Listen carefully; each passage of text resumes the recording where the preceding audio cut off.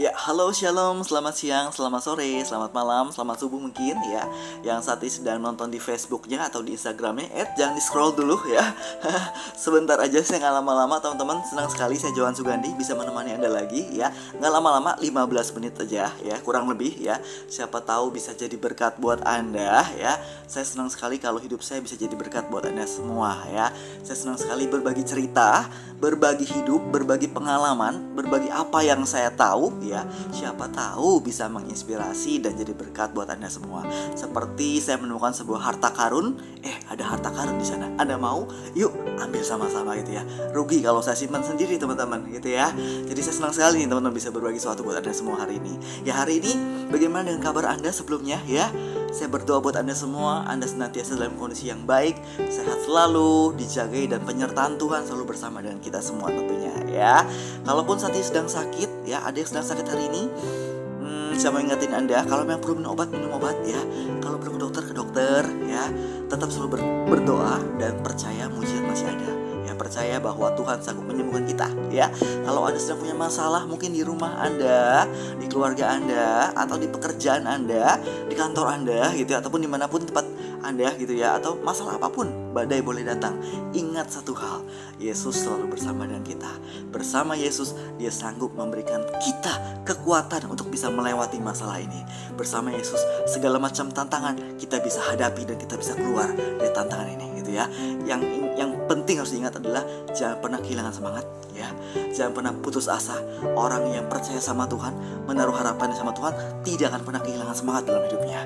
Dia percaya Tuhan sanggup buat dia keluar dari masalah itu gitu ya. Jadi jangan pernah kehilangan semangat teman-teman ya. Selalu percaya orang yang mengandalkan Dia, berharap sama Dia, tidak akan pernah dikecewakan. Amin gitu ya.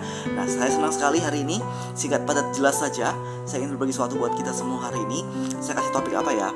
Oh, ini kali ya, mengasihi Tuhan itu artinya taat. Wah ya, biasa topiknya gitu ya. Ya gak apa-apa ya, mungkin biasa, tapi siapa tahu buat Anda menjadi luar biasa. Saya nggak tahu gitu ya. Mungkin sebagian orang biasa gitu ya. Oke, luar biasa, nggak ngerti gitu. Tapi siapa tahu jadi berkat buat kita semua. Mengasihi Tuhan artinya taat teman-teman. Ini bisa mau cerita pengalaman saya. Sebenarnya saya nggak mau cerita ini nih teman-teman. Ini yang sebenarnya saya mau cerita sebuah cerita pengalaman saya gitu ya. Sebenarnya saya nggak mau cerita ini. Tadinya saya sudah siapkan dalam pikiran saya gitu ya, semua cerita apa gitu kira-kira gitu ya, mau bahas apa gitu ya. Tapi tiba-tiba Tuhan kayaknya mau saya cerita hal ini gitu ya. Padahal saya nggak mau cerita nih teman-teman, jujur bener ya. Tapi saya harus cerita, Tuhan mau saya cerita ini teman-teman. Ini pengalaman saya keingetan sebuah cerita tadi. Ya lagi sedang mempersiapkan ini, saya keingetan sebuah cerita gitu ya, pengalaman saya teman-teman. Jadi begini gitu ya. Pada suatu hari, lebay, enggak teman-teman ya, kayak gitu. Oke, langsung aja, buang waktu. Oke. Jadi gini teman-teman, sewaktu-waktu gitu ya, saya kan lulus sekolah, lulus SMA ya, lalu saya kerja. Itu saya kuliah sampai kerja juga ya. Itu saya kerja di daerah Kelapa Gading. Saya kerja di sebuah radio ya gitu. Halo sobat penang gitu. Apa ya waktu itu? Halo sobat-sobat gitu. Saya lupa ya. Sobat apa ya? Ya begitulah ya. Oke lah. Masih ke bawah dunia siarannya gitu ya. Ya itu dulu, masih kangen dunia siaran saya sebenarnya, tapi udah nggak apa-apa, terobati di sini gitu ya. Oke, saya pulang kerja teman-teman. Saya kerja di situ di daerah Kelapa Gading. Terus saya pulang kerja.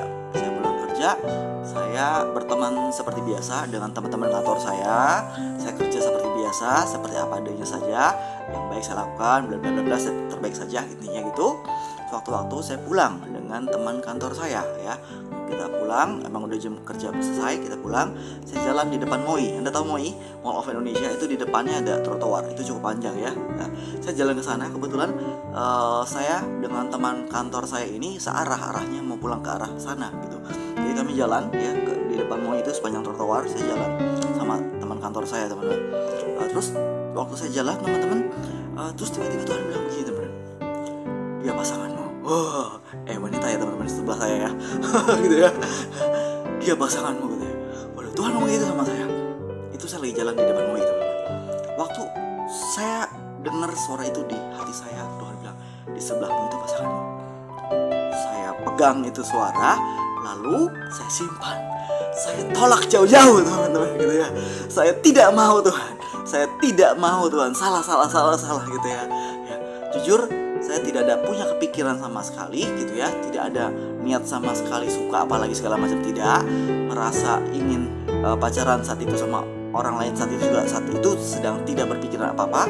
Tapi tiba Tuhan bilang itu di hati saya, bilang itu pasanganmu di sebelahmu teman-teman ya. Singkat cerita teman-teman, akhirnya saya simpan perkara ini bertahun-tahun, hanya saya yang tahu, tidak ada yang tahu, cuman saya doang. Beberapa tahun sempat saya simpan cerita ini, pesan Tuhan buat saya simpan. Saya tidak pernah ceritakan ke siapa-siapa gitu ya, saya simpan aja dan berharap semoga salah gitu ya, semoga salah Tuhan, semoga salah. Saya simpan saja sampai sewaktu-waktu teman saya itu, teman kantor saya itu, ini wanita ya garis bawahi gitu ya, dia telepon saya keluar dari kerjaan, dia juga keluar dari kerjaan. Akhirnya kami bertahun-tahun, beberapa tahun gitu ya, sempat tidak tidak ketemu gitu. Kami pisah kantor, kami kerja di tempat yang berbeda-beda. Akhirnya pindah kerjaan masing-masing. Akhirnya gitu kita jarang ketemu. Kalaupun ketemu hanya sesekali, itu pun ada momen tertentu yang harus emang kita janjian mau ketemu untuk datang ke acara tersebut gitu. Itu pun sesekali, bisa dihitung dengan jari ya, hanya 2 atau 3 kali, nggak banyak teman-teman. Itu hanya sesekali saja dari ini gitu ya. Kami jaga kami terpisah gitu aja, tapi saya jaga jarak sama dia teman-teman. Dia nggak tahu posisi saya dan kondisi saya ya. Saya jaga jarak dalam hati saya. Kenapa? Saya takut teman-teman, suara Tuhan itu jadi dalam hidup saya gitu ya. Karena tidak ada dalam kamu saya berpikir saya akan menikah dengan seseorang yang tidak saya sukai gitu ya. Bukan tipe saya, bukan maunya saya Tuhan. Saya sukanya begini Tuhan. Saya tidak mau Tuhan dia gitu ya. Tidak ada dalam pikiran sama sekali, tidak ada teman-teman. Niat pun kalau 0 sampai 100 0% teman. Kalau bisa 0, teman gitu ya. 0,000 gitu ya. Gak ada teman dalam kamu saya gitu ya. Saya jaga jarak teman. Dia telepon saya udah pisah kerjaan gitu ya. Dia kerja tempat lain, saya kerja tempat lain juga. Saya jaga jarak. Dia telepon saya sewaktu-waktu, emang ada urusan tertentu atau apa saya lupa gitu ya. Dia telepon, saya jaga jarak. Oke. Oh iya. Oke, ya. Oke, makasih. Oke, betul. Oke, ya. Udah. Oke, thank you. Saya jaga jarak teman. Kenapa teman? Saya takut suara Tuhan terjadi dalam hidup saya teman. Saking takutnya seperti itu teman. Takut itu tergenapi Tuhan. Itu takut tergenapi gitu. Ya, saya jaga jarak teman. Ngamuri banget saya waktu itu. Takut sama suara itu gitu. Takut kejadian gitu ya. Bukan takutan gimana, bukan. Tapi takut suara Tuhan jadi gitu. Karena saya nggak suka dan saya tidak mau gitu. Akhirnya teman-teman, singkat cerita akhirnya saya menikah dengan orang itu, istri saya saat ini gitu ya. Please jangan doakan saya lagi gitu ya. Saya sudah menikah teman-teman. Tapi benar ini serius itu kan dia. Udah lanjut lagi ya. Singkat cerita saya menikah dengan dia teman-teman ya. Jadi gitu. Anda tahu teman-teman, saya bergumul. Wah, sebelum saya deal sama Tuhan, saya bergumul dulu sama Tuhan. Tuhan, ini pikiran saya, walaupun saya nggak berani ngomong sama Tuhan gitu ya. Aduh, kenapa mesti dia Tuhan? Nggak mau. Hati saya ngomong gitu. Nggak mau. Aduh Tuhan, nggak ada kepikiran sama sekali. Lihat dari sisi apapun saya nggak mau Tuhan. Saya nggak mau. Emang udah nggak niat gitu. Udah nggak niat gimana sih kalau orang udah nggak niat gitu ya? Apapun nggak mau gitu ya. Ditolak semua pikiran-pikiran yang setuju. Akhirnya sampai waktu itu saya di sama Tuhan. Saya ingat Tuhan waktu itu sempat ingetin saya sebuah kisah tentang Abraham. Gitu ya. Ada ingat ya kisahnya ya? Sempat jadi sebuah film yang beredar di bioskop belum terlalu lama ini ya, baru bulan kemarin ya.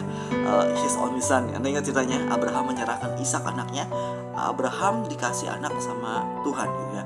Abraham ini dijanjikan Tuhan punya anak gitu. Padahal di satu sisi dia udah tua segala macam, tapi Tuhan kasih gitu. Udah dikasih, terus Tuhan minta lagi persembahkan anakmu Ishak gitu ya. Bawa dia ke gunung gitu ya untuk dipersembahkan gitu. Terus Tuhan kasih teman-teman anak kesayangannya gitu ya. Tapi Tuhan minta gitu ya, sesuatu yang dia sayangi, sesuatu yang dia pegang erat-erat gitu ya. Balonku ada 5 gitu. Pegang erat-erat, jangan pegang sesuatu erat teman-teman. Kenapa? Tuhan itu cemburu dong kalau Anda pegang sesuatu erat-erat teman-teman ya. Kita mesti belajar mengasihi Tuhan itu, belajar memahami perasaan Tuhan, itu sifat Tuhan gitu. Lanjut lagi, jangan pegang sesuatu erat-erat teman-teman. Abraham sayang banget sama anaknya, tapi Tuhan minta gitu ya. Tuhan minta. Saya diingat Tuhan tentang Abraham. Oke Tuhan, saya mau taat Tuhan. Akhirnya teman-teman saya deal sama Tuhan. Oke Tuhan, saya menyerah gitu ya. Saya deal sama Engkau hari ini gitu ya. Saya sepakat sama Engkau, saya taat apa katamu gitu.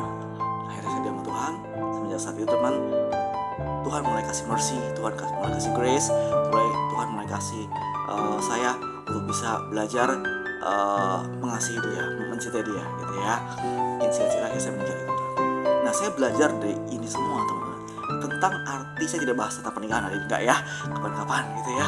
Tapi saya bahas tentang arti sebuah ketaatan. Yang saya buat di sini, yang saya bahas ini tuh. Kalau Anda mengasihi seseorang, saya mau tanya, apa yang Anda pikirkan? Anda ingin mengasihi seseorang, Anda ingin nyenengin dia, betul nggak? Betul ya. Kalau Anda mencintai seseorang, pasti Anda ingin nyenengin dia. Pas kita tuh ada batas-batasnya ya, ada rule-nya juga ya. Nggak babi buta juga, kita harus mengasihi seseorang juga dengan akal budi. Tapi pasti Anda punya niat hati untuk apa ya? Menyenangkan orang itu, betul ya? Ya, sama Tuhan juga sama teman. Kalau Anda mengasihi Tuhan, Anda juga akan punya niat hati dalam hatimu. Aku nyenengin kau Tuhan. Gimana caranya? Aku taat sama kau Tuhan. Saya baca begini teman-teman ya. Di firman Tuhan di Yohanes 14 ayat 15 bilang begini. Jikalau kamu mengasihi aku, katanya ya, kamu akan menuruti segala perintahku. Wow. Jikalau kamu mengasihi aku, saya bilang, kamu akan menuruti segala perintahku. Jadi teman-teman, kalau Anda mengasihi Yesus dalam hidup Anda, apa buktinya? Apa tandanya? Apa yang bisa Anda lakukan? Satu, ya, menuruti segala perintahnya. Simple, itu. Kalau Anda bilang Anda mengasihi Yesus, Anda mengasihi Tuhan. Aku mengasihi Engkau Yesus dengan segenap hatiku. Gitu ya. Bisa nggak kita mengasihi Tuhan setengah? Dengan setengah nafasku. Gak bisa ya saudara. Gak bisa setengah jiwa, gak bisa. Kalau Anda mengasihi Tuhan harus dengan segenap hati. Ku renungkan firman-Mu siang dan malam, gitu ya. Ku pegang titah-Mu dan ku lakukan, teman-teman. Kalau Anda mengasihi Tuhan, Anda akan mau menaati perintahnya. Jangan pernah pilih-pilih. Kita sering pilih-pilih, betul nggak? Tuhan, kalau berbohong oke lah, saya nggak akan lakukan. Tuhan, saya bisa taat. Kalau mencuri oke lah, saya bisa taat sama Engkau Tuhan. Tapi kalau untuk pasangan hidup, tolong please Tuhan, jangan ikut campur urusanku. Please ya Tuhan, jangan. Kalau masalah soal memberi, soal persembahan, Tuhan, tolong jangan ikut campur. Kalau untuk taat orang tua, oke deh, oke aku bisa, oke bisa. Kalau misalnya aku tidak korupsi waktu, tidak korupsi uang, oke lah bisa Tuhan. Tapi kalau untuk memberi persembahan, tolong Tuhan jangan ikut campur gitu ya. Kita sering pilih-pilih gitu ya. Kadang-kadang kita suka gitu ya, teman-teman. Tuhan bilang begini, kalau kamu mengasihi aku, kamu akan menuruti segala perintahku. Semua Tuhan, semua teman-teman, tidak pilih-pilih teman-teman. Semua perintah Tuhan. Anda tahu tanggung jawab Anda, perintah Tuhan apa dalam hidup Anda lakukan teman-teman. Perintah Tuhan sebagai seorang anak, Anda tahu apa perintah Tuhan itu, Anda lakukan terhadap orang tua Anda. Ya. Perintah Tuhan sebagai seorang orang tua, sebaliknya, ya sama teman-teman. Anda tahu tugas tanggung jawab Anda, bagaimana mendidik anak-anak Anda gitu ya. Anda tahu bagaimana harusnya bersikap, jangan sampai membangkitkan amarah anak Anda tahu, Anda lakukan teman-teman. Tidak pilih-pilih. Anda sebagai seorang suami, Anda tahu perintah Tuhan apa. Sebagai seorang istri, Anda tahu perintah Tuhan apa. Anda lakukan itu semua. Sebagai seorang pelajar, sebagai seorang mahasiswa, sebagai seorang pemimpin, sebagai seorang karyawan, perintah Tuhan apa Anda tahu, Anda lakukan. Orang yang mengasihi Tuhan akan taat pada seluruh perintah Tuhan, tidak pilih-pilih teman-teman. Dia ngerti tanggung jawabnya terhadap lingkungannya. Mungkin saya suka bilang sama anak saya gini, kamu jangan buang sampah sembarangan ya. Kamu kalau buang sampah sembarangan, Tuhan sedih. Pertama banjir, kedua Tuhan sedih. Anda tahu ketika Anda tidak taat sama Tuhan, Anda mendukakan Roh Kudus. Anda bikin Tuhan sedih teman-teman. Gitu ya. Saya bilang begitu sama anak saya, jangan kalau buang sampah sembarangan ya, jangan buang sampah sembarangan. Karena pertama banjir, gitu. Kedua, kamu bikin Tuhan sedih. Kamu kan Tuhan sedih. Teman-teman, orang yang mengasihi Tuhan akan taat pada seluruh perintah Tuhan, tidak pilih-pilih. Mengasihi Tuhan pun, taat sama Tuhan pun. Kak, aku kalau mengampuni orang kan susah kak. Kenapa? Kok kayaknya berat? Banyak orang bilang, aku susah deh kalau taat sama perintah Tuhan yang satu ini. Kita suka dengan orang begitu ya. Kalau yang lain bisa Tuhan, kalau mengampuni orang kayaknya susah Tuhan. Ini orang udah kelewatan sama gue, gitu ya. Ini orang udah terlalu jahat sama gue Tuhan. Gak bisa Tuhan gue ngampuni orang. Susah banget Tuhan untuk ngampuni. Kalau yang lain oke lah bisa Tuhan. Kalau untuk ini gak bisa Tuhan. Teman-teman, Anda boleh pilih-pilih tuh. Oke, ini boleh, ini mah gak apa-apa. Anda Kenapa terlihat berat, teman? Nggak bisa rasanya berat. Padahal Tuhan bilang ini loh di firman Tuhan, Anda cari ayat itu. Perintahku itu tidak berat gitu. Ada ayat yang bilang gitu. Perintahku tidak berat. Kenapa seorang merasa berat? Karena dia tidak mengasihi Tuhan. Udah simpel itu aja. Kalau Anda mengasihi Tuhan, apapun Anda rela. Ya, kan lagunya gitu. Ku pegang titamu dan ku lakukan gitu ya. Kau tahu ya Tuhan, tujuan hidupku hanyalah untuk apa? Menyenangkan hatimu. Kalau Anda mengasihi Tuhan, Anda ingin nyenengin Tuhan. Bagaimana caranya menyenangkan Tuhan? Yaitu dia taat sama perintah Tuhan. Tidak pilih-pilih, tidak pikir-pikir. Ya, taat aja gitu teman-teman. Ya, saya selesai sampai sini. Saya nggak panjang lebar lagi. Sederhana aja. Mulai hari ini belajar mengasihi Tuhan dengan taat sama Tuhan. Apapun perintahnya teman-teman, patuh perintah-perintahnya. Saya selesai. Makasih. Semoga bisa jadi berkat buat Anda semua. Saya percaya Tuhan selalu baik sama kita. Tuhan tuh tidak pernah punya niat yang jahat sama kita. Kalau dia menyuruh Anda taat pada sesuatu, teman-teman, pada perintah Tuhan, itu yang baik siapa? Yang untung siapa sih sebenarnya? Anda sendiri, teman. Kita sendiri yang untung. Bukan Tuhan yang untung malah.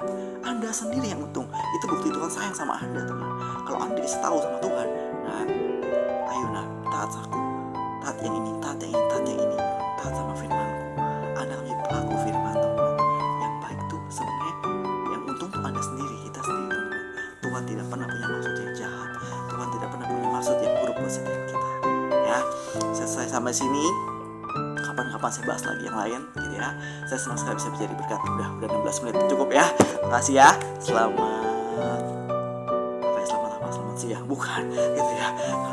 Selamat taat aja deh gitu ya. Dadah, God bless you.